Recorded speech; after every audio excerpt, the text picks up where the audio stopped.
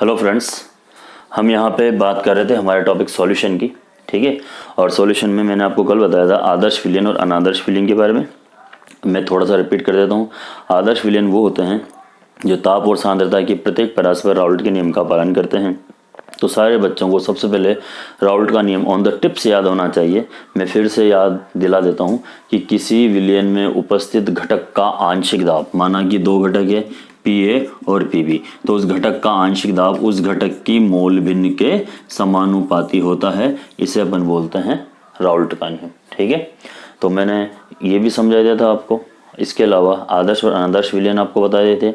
आदर्श विलयन एक्चुअल में आदर्श विलयन वैसे होते नहीं है, लेकिन प्रयोगशाला में कुछ क्षणिक फॉर्म में उसको बनाया जा सकता है। ठीक है, अब हम यहाँ पे बात करेंगे जो मेरा टॉपिक है, या मैं पहले आपको बता देता हूँ आदर्श विलयन क्या होता है। जो ताप और सांद्रता की प्रत्येक परास्पर राउल्ट के नियम का पालन करते हैं उसे कहते हैं हम आदर्श विलयन। ठीक है, दूसरी चीज़ कि इनका जो आयतन परिवर्तन है वो शून्य होता है। ठीक है, मतलब विलय और विलायक का आपस में मिलाओगे तो जितना आयतन दोनों का होगा उतना ही आयतन विलयन का होगा। ठीक है बेटा। तीसरा है, इसमें ऊष्मा का उत्सर्जन होता नहीं है, एंथैल्पी चेंज 0 होता है। तो जितनी विलय और विलायक की जितनी ऊष्मा होगी उतनी ही विलयन की ऊष्मा होगी। ठीक है। तीसरा, जो अभिकारकों के मध्य जो अन्योन्य क्रिया या आकर्षण बल है वो उत्पादों के घटकों के मध्य अन्योन्य क्रिया और आकर्षण बल के बराबर होते हैं। ये 4 पॉइंट है आदर्श विलयन के। और अगर इसको उल्टा कर देते हैं अपन कि जैसे राउल्ट के नियम का पालन नहीं करती हैं, आयतन परिवर्तन शून्य नहीं होता है, ऊष्मा का परिवर्तन शून्य, एंथैल्पी परिवर्तन शून्य नहीं होता है, तो ये अनादर्श विलयन हो जाता है। ठीक है, तो अब हमारे पास यहाँ पे आगे का टॉपिक है अनादर्श विलयन। ठीक है, ये इन्हें 2 भागों में बांटा गया है। ठीक है बेटा, अनादर्श विलयन। ठीक है, ये 2 प्रकार के होते हैं। पहला है धनात्मक विचलन। धनात्मक विचलन दर्शाने वाले अनादर्श विलयन। ठीक है, तो धनात्मक विचलन दर्शाने वाले आदर्श विलयन, उसके बारे में हम यहाँ पे आप लोगों से बात करें। कौन कौन से हैं? पहला नियम, पहला पॉइंट क्या है इसका? ठीक है, पहला पॉइंट ये है इसका कि घटकों का या जो अवयवी घटक है ए और बी, उनका जो आंशिक दाब है वो राउल्ट के दर्शाए गए वाष्प दाब से अधिक होता है। इसका मतलब क्या हो गया बेटा?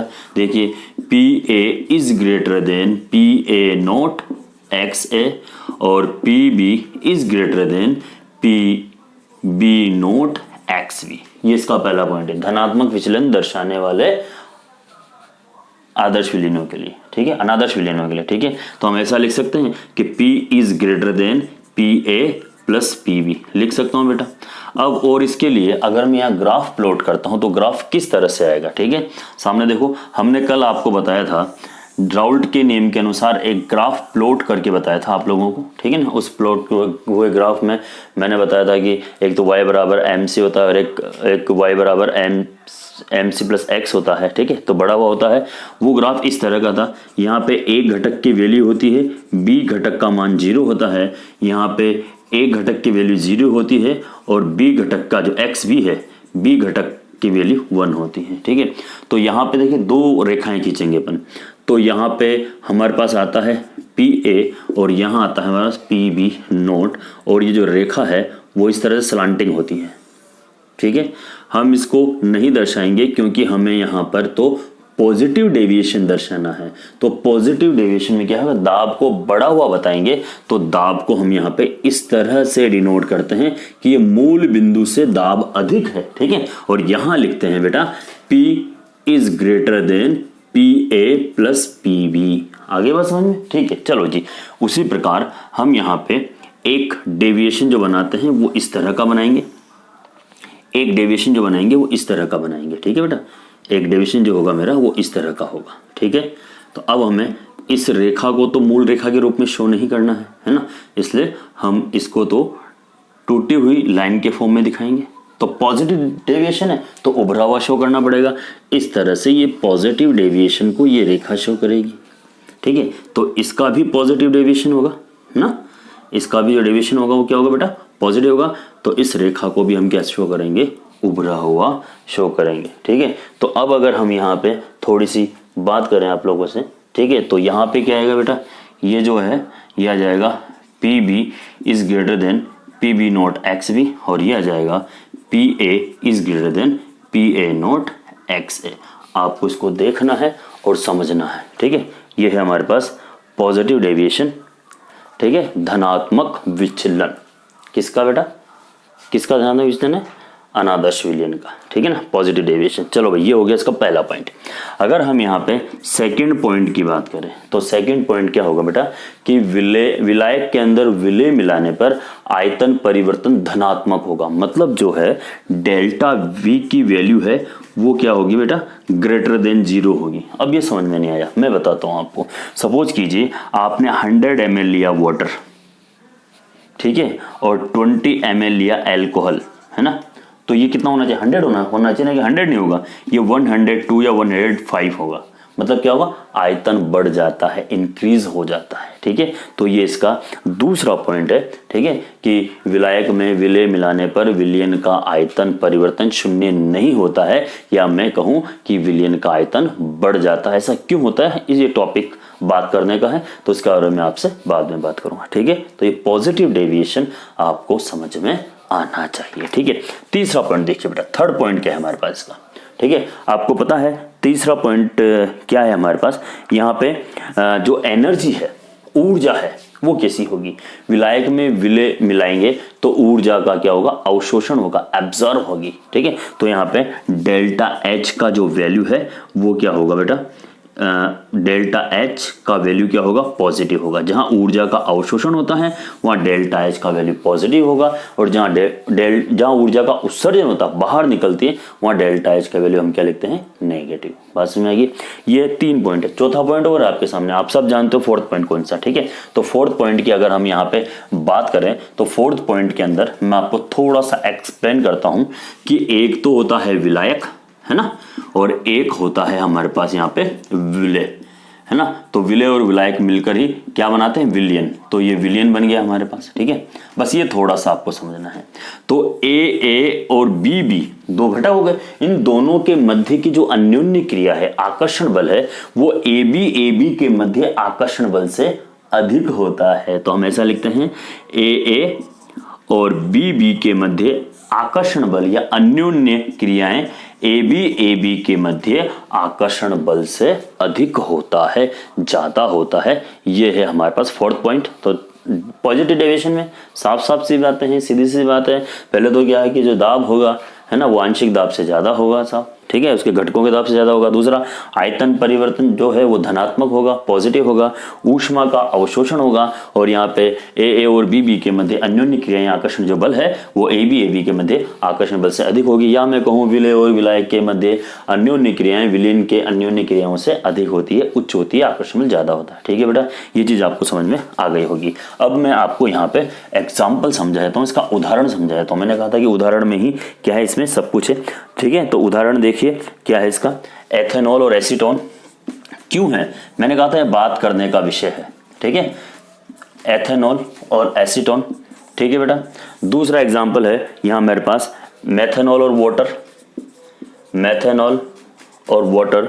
थर्ड एग्जांपल है मेरे पास एथेनॉल और साइक्लोहेक्सेन। ये लो, एथेनॉल और साइक्लोहेक्सेन, है ना, एथेनॉल और साइक्लोहेक्सेन, ठीक है। इस तरह से बहुत सारे एग्जाम्पल है, इसके बारे में हम यहाँ पे बातें करते रहेंगे आपसे। इट इज क्लियर, बात समझ में आ गई। अब हम इसका दूसरा पार्ट पढ़ेंगे, ऋणात्मक विचलन दर्शाने वाले अनादर्श विलयन। तो अगर आपको ये समझ में आया है तो ऑब्वियस सी बात है नेगेटिव वाला तो वैसे समझ में आ जाएगा, ठीक है। अब यहाँ पे हम बात करेंगे ऋणात्मक विचलन दर्शाने वाले अनादर्श विलयन, ठीक है बेटा। तो ये सेकेंड टाइप है इसका, वो है ऋणात्मक विचलन दर्शाने वाले अनादर्श विलयन, ठीक है साहब। अब अनादर्श विलयन में दाब पहले क्या था, बढ़ता था, अब घट जाएगा। घटकों का आंशिक दाब राउल्ट के नियम द्वारा दर्शाए गए वाष्प दाब से कम होता है। इसका मतलब क्या होगा बेटा, P A is less than P A not X है, और P B is less than P B not X B. Okay, कोई प्रॉब्लम नहीं है। अर्थात मैं ऐसा लिख सकता हूं, P is less than P A plus P B, लिख सकते हैं। अब ग्राफ देखो, इसमें कर्व था, ठीक है, उभरा हुआ था ये कर्व, अब वो कॉन्वेक्स और कॉनकेव, समझ में आ रहा होगा आपको। तो ये अब उल्टा हो जाएगा ग्राफ। मैं ग्राफ बना देता हूँ आप लोगों के लिए थोड़ा सा, ठीक है। चलो जी, ये जो ग्राफ बनेगा वो इस तरह से बनेगा।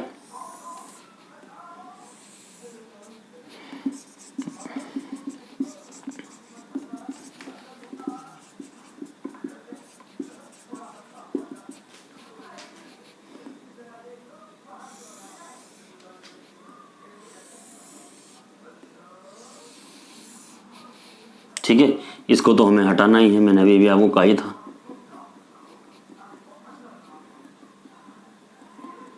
क्योंकि इसको हटाएंगे तब ये डॉटेड लाइन ही शो करना है।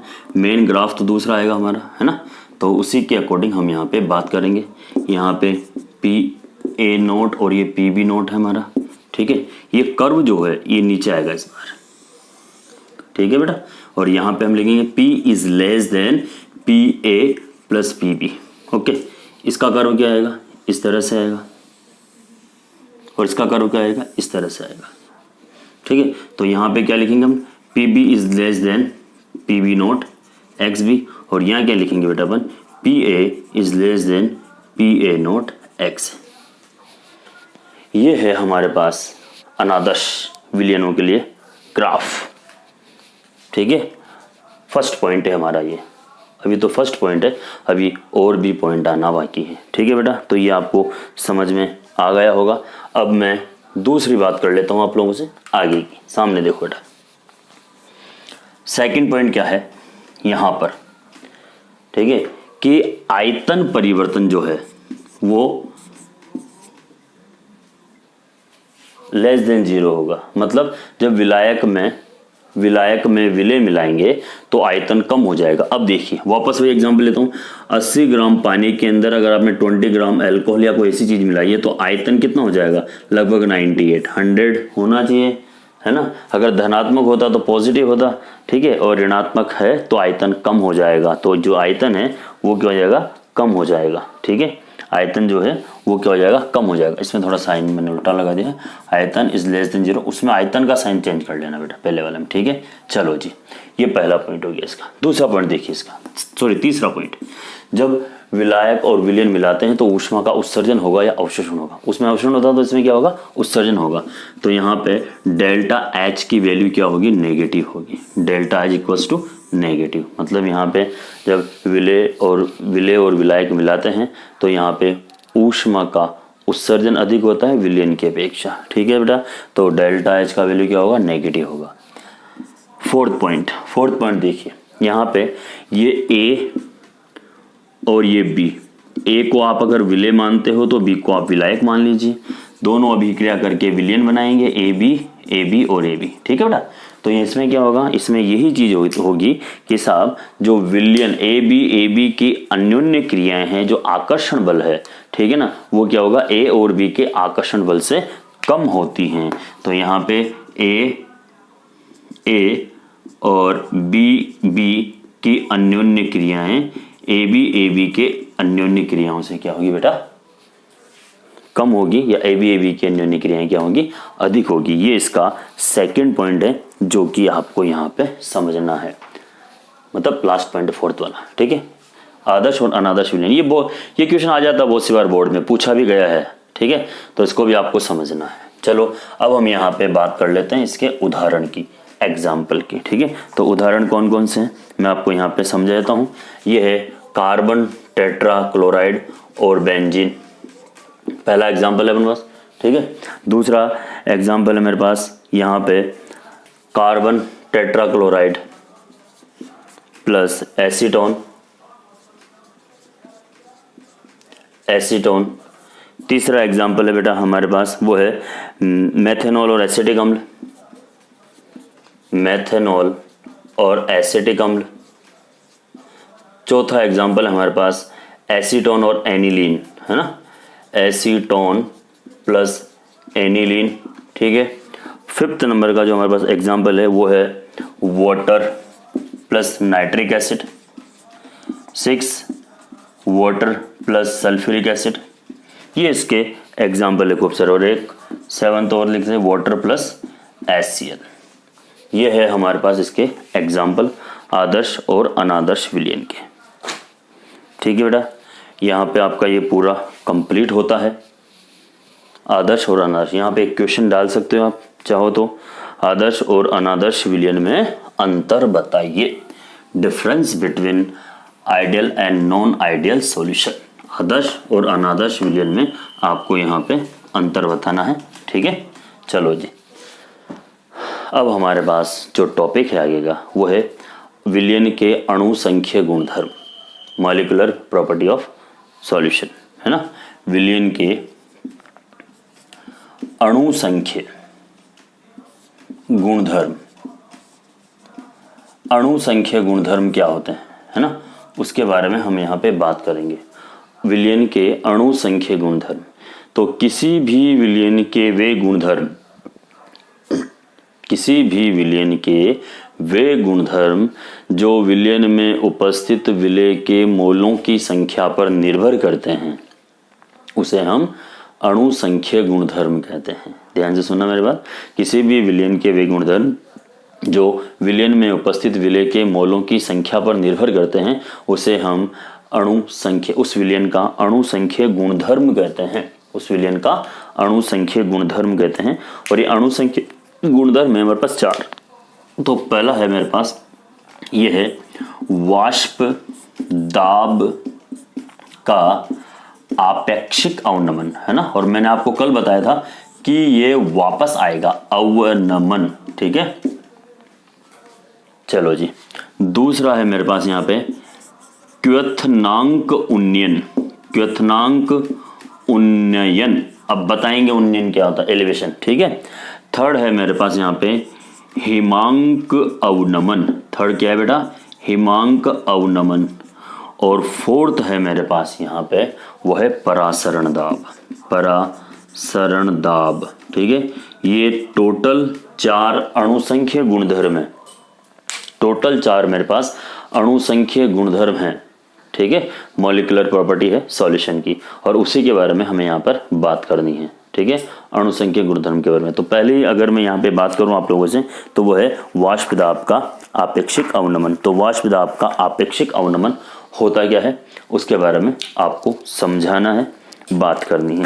ठीक है, देखो सब पहले पॉइंट की बात कर लेते हैं। हालांकि मैंने कहा था ना समझाया हुआ है, लेकिन फिर भी हम आपको बता ही देते हैं वाष्प दाब का आपेक्षिक अवनमन। ठीक है, देखो बेटा, किसी भी विलयन में 2 घटक होते हैं नॉर्मली, विलेय और विलायक। ठीक है, अच्छा वाष्प दाब कौन लगाएगा, वही घटक लगाएगा जो वाष्पशील होगा, भले वो विलेय हो या विलायक हो।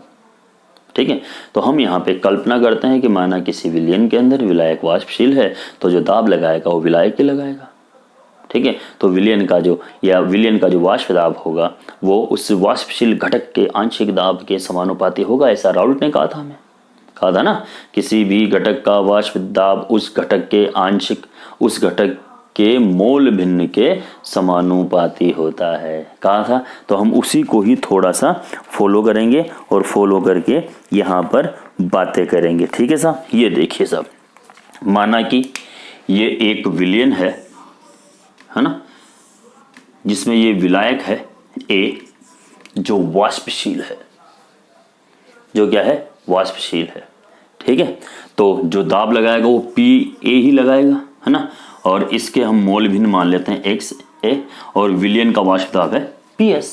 ठीक है, तो किसी भी विलयन का दाब उसके वाष्पशील घटक के मोल भिन्न के समानुपाती होता है। ठीक है साहब, वाष्पशील घटक ए है, उसका मोल भिन्न एक्स से मान लो।